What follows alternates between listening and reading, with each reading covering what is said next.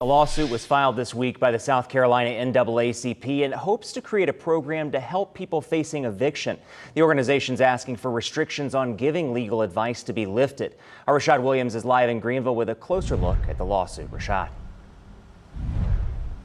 Well, the South Carolina NAACP says current laws in place that restrict non-lawyers from giving legal advice violates the NAACP's First Amendment rights.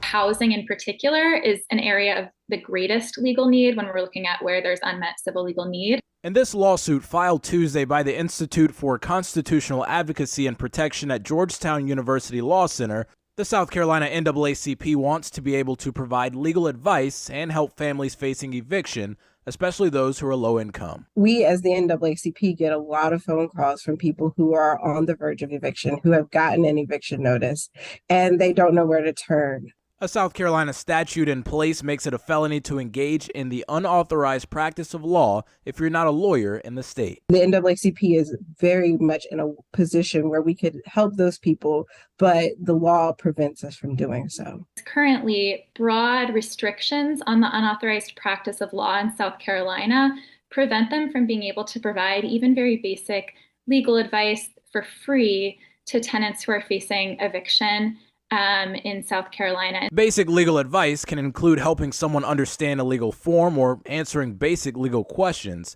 According to Eviction Lab, since February 5th of this year, there have been nearly 50 eviction filings in Greenville County alone. A study conducted by the South Carolina Access to Justice Commission also shows 99% of people facing eviction don't have legal representation. So what we're hoping to achieve with this suit is for the state to be enjoined from enforcing the restrictions insofar as they would prevent the plaintiffs here from providing very simple guidance that has been vetted by housing attorneys to help people access the courts and exercise their rights.